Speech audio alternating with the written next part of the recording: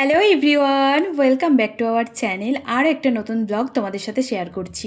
তো আজকে আমরা যাচ্ছি কালো হনুমানজির মন্দির। আর আমি যখনই একা একা কোথাও যাই, আমার বর আমাকে খুব মিস করে, ওকে দেখলেই বোঝা যায়। তো ও তো বারবার বলছিল যেতেই হবে যেতেই হবে। তো তারপর যাই হোক চলে আসলাম, কারণ সত্যিই যেতে হতো, একটু দরকার ছিল।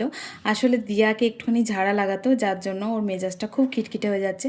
আর এই যে আমরা চলে এসেছি মন্দিরের সামনে। আর কি বলতো, সব থেকে টাফ ব্যাপার হচ্ছে আমার এই রাস্তা পার হওয়াটা, যেটা আমি এত ভয় পাই কি বলবো তোমাদেরকে। আমি যখনই পার হই, সঞ্জু আমাকে হাতটা ধরে পার করায়। আসলে আমার এত নেগেটিভ থট মাথার মধ্যে আসে, আমি কি বলবো তোমাদেরকে।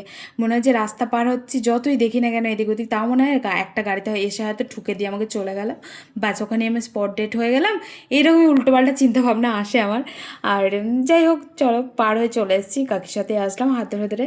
আর তারপর আমরা এদিকে পুজো কিনছিলাম। আর আজকে মঙ্গলবার ছিল বলে ভিড়টা একটু কম ছিল।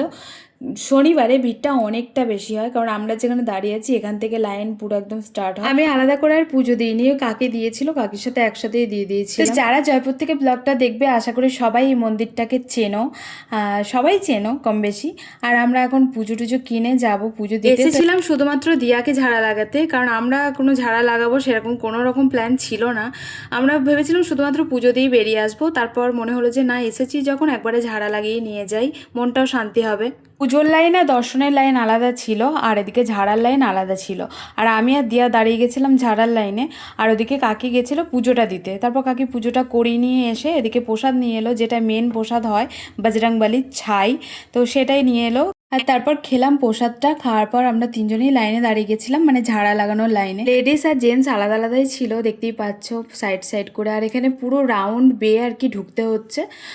তাড়াতাড়ি হয়ে যাচ্ছিলো, আমি তো ভেবেছিলাম যে অনেকটা লেট হবে, কিন্তু আমরা 9টা সাড়ে 9টার মধ্যেই বেরিয়ে আসতে পেরেছি। আমি ভেবেছিলাম 11টা হয়তো বেজে যাবে। জানো তো, যখনই আসি ঝাড়া লাগাতে, মানে পুজো দিতে আসলে বা দর্শন করতে আসলে তো আলাদা রকম, কিন্তু ঝাড়া লাগাতে আসলেই হচ্ছে প্রচণ্ড লেট হয়।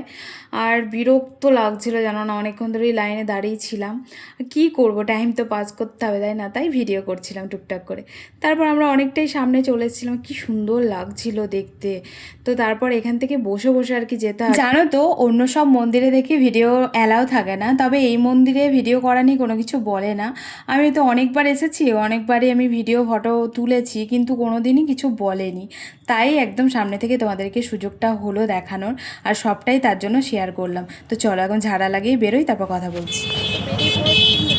আমি ওটাতে হারিয়ে ফেলেছিলাম, তারাকে খুঁজছিলাম। আমি তো দাঁড়াতেই দিচ্ছি।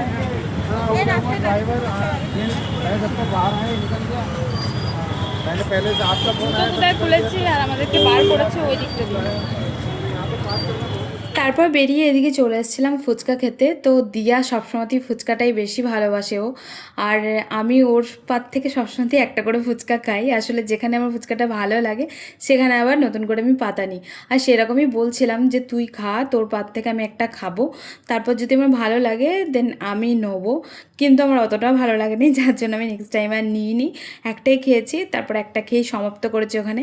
আর ও তো 3টে খেলো, আর কাকে একটা খেয়েছিল। তো টোটালে আমাদের 20 টাকার ফুচকা হয়েছিল, জানি না কী করে হয়ে গেল 6টা ফুচকাতে নাকি 20 টাকা। তো যাই হোক, এদিকে আবার চলে এসেছিলাম আমরা টোটোতে। আর অনেকক্ষণ পরই টোটো পেয়েছি, আমরা অনেকক্ষণ দাঁড়িয়েছিলাম। টোটো আর কি আসছিল না, পাচ্ছিলাম না, আর অটো আসছিল। আর এখন হেলতে দুলতে যাচ্ছি বাড়ি। তো চলো আজকের মতন টাটা।